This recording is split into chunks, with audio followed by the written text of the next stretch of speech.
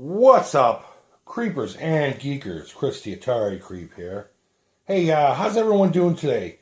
Welcome to the first in a few videos showcasing my build of the Chevy Nova Death Proof model. This is a build I wanted to do for a little while now. Actually, pretty much since I've seen the movie, but I haven't really done a car model in probably a good 15 years. So it's been kind of a in the back of the brain kind of deal. I used to build models all the time, both monsters, and other style models, and of course vehicles. And as a kid, I'd be down in the basement. We had a whole workbench area, and I have a little tape deck on the corner there, and I'd have all my glues and paints and everything set up nicely.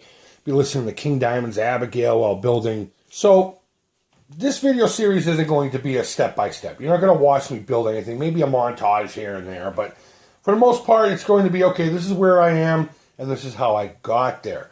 So going with that, let's start from the beginning. I'm starting with a Revell. You know what? It's probably just easier for me to put the picture up there. 1969 Chevy Nova. It's like a 2-in-1 kind of deal. And you can either go racing or stock, and I'm going to do a combination of both, and you'll see here in a minute. There's a good example of what I'm doing with that. Now, it's my understanding that the car itself is a 70 Nova. I just personally like the aesthetics of the 69 better. I believe the front end has a more aggressive stance.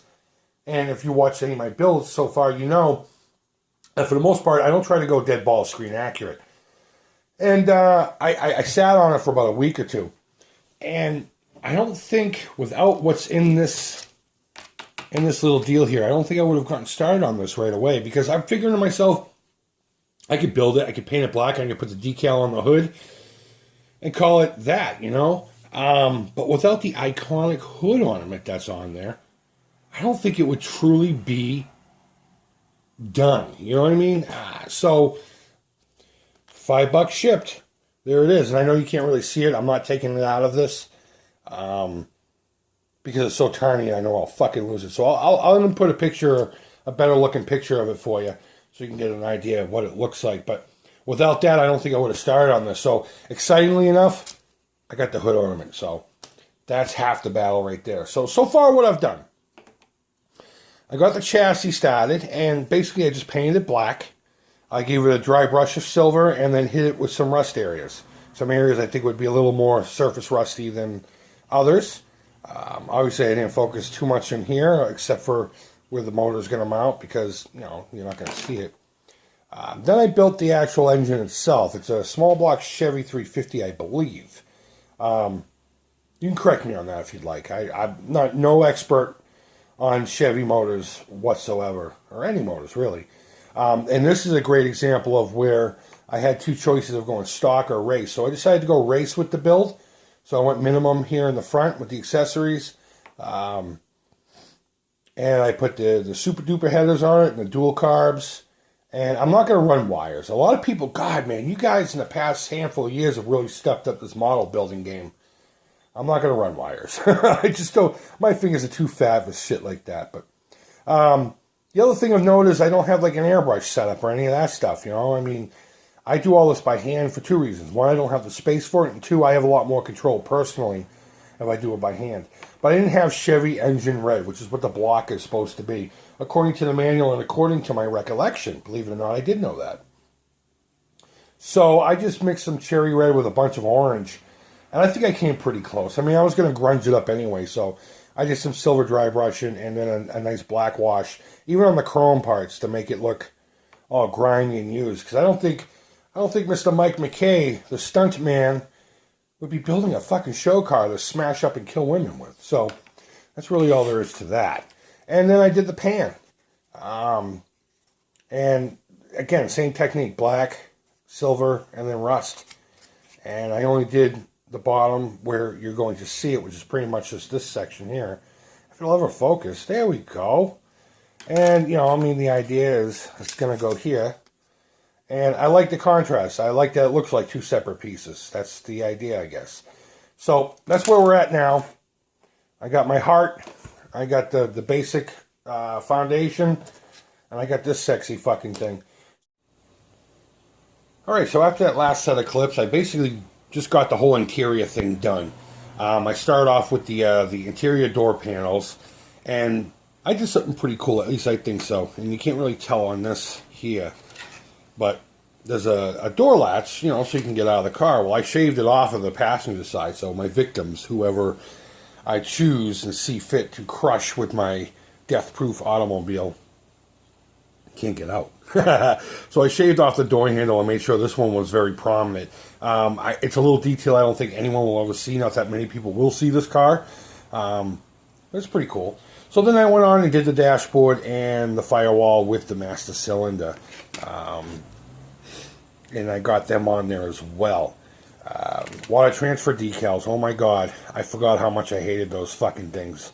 But it's on there. Of course, I put the seat in there, and I tried to do something. I didn't want the seat to look nicey nice, so I did it like a very, very, very, very light dry brush of like whites and grays, just to give it kind of an oxidized look. And I don't like it, so I might have to redo that.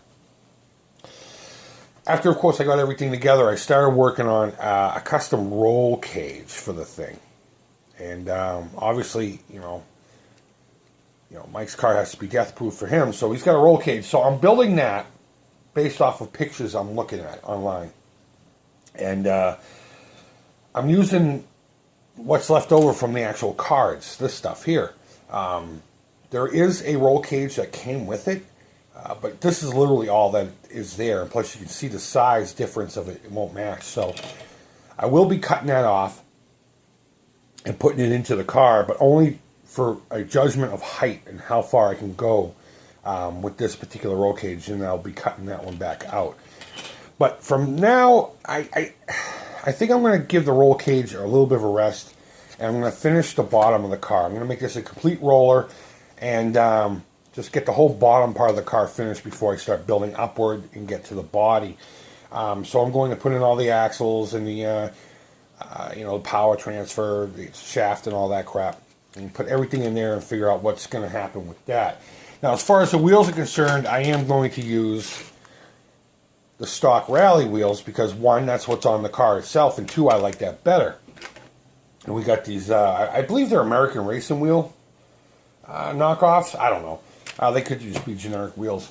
And I originally wanted to go, see, we have an option of a fatter tire for the back. I want to do that, but here's the problem I'm running into with it. If you see here with the wheels I'm not going to use, one of them is designed to be on, the rear, whereas the rally wheels are all going to be one size. So I may not have that option. One idea I did have was just basically grind off the front of these two here, and maybe see if I can, without altering them, glue on the front of the rally wheel. I don't know. Even if I destroy these, I don't plan on using them anyway. So so I'm going to experiment a little bit with that. So let me just get to the bottom here and get everything going. And, yeah, then we'll start on the roll cage. All right, well, using my Dremel, I hauled out the larger rear wheel. And I just did a couple of test fits with the rally wheel. And if I can just do it straight, it fits. I don't know if it's going to work still. So what I'm going to do is I'm just going to kind of mock up the entire wheel, and see about if it's usable. And if it's not, I mean, again, it's no big deal. I can go with the regular. I got a little bit of fine tuning, obviously, to do here, but this might work. All right, never mind. Scrap that idea. There was a slight warp to it, and that's why I couldn't get this seat in properly as I did the first time. Heat made it warp a little bit. So I went to pinch it just slightly to maybe round it out a little bit, and it fucking broke. So looks like we're doing all four of the same size wheels. Fate decided for us. Alright guys, so I was able to get to the point where I needed to, and I'm pretty happy with the results, aside from the little fiasco with the rear wheels not working out as best as I was hoping. But I was able to get the suspension on. I got the drivetrain here going, and of course I got a lot of touch-ups as far as paint to do, but I got everything together and I got it where I wanted to. I had to actually custom cut the exhaust pipes because with the racing headers, I don't think we were supposed to have an exhaust with it. But I made it work, and again, some touch-ups, and I'll make it look better. I did go with the lifted racing suspension. Again, the wider wheels would have made more sense, but I'm happy with it so far, and that's exactly where I wanted to get to at the end of the day. So moving forward, I'm going to finish the roll cage. Obviously, next video, we'll get to that. And I do have something for the crash box. I'll get that all set up. But one hang-up I'm having is I need to find a toy tractor with a pan seat, one of those old school pan seats. It's about the size of a nickel. So I can put it in here to make it as authentic as I possibly can. And then I'll be able to get the body on top of it. So until then, I'll work on the body, getting the paint and the decal and all that stuff, and then getting the hood ornament put onto it. But for right now, I'm going to focus on crash box and roll cage. And that'll be the next video. So, hey guys, I know the beginning was long and choppy. It was originally 8.5 minutes long, so I chopped it up down to about 5 and got it done the best I can. So I know it was kind of an incoherent mess, but if you're following this build, thank you so much. I hope it's somewhat interesting. It's been a long time since I've done a car model. I'm doing everything by hand. And I'm pretty happy with the results, but I hope this is pretty interesting to you. I hope you follow along on the next part of this journey. So with that, guys, thank you as always so much for watching. Leave feedback, thumbs up, thumbs down. All feedback to me is positive. And until next time, take care, and bye-bye. Hey, what's up, folks? The Creep here. Thank you as always so much for watching. If you enjoyed this video, be sure to subscribe for more.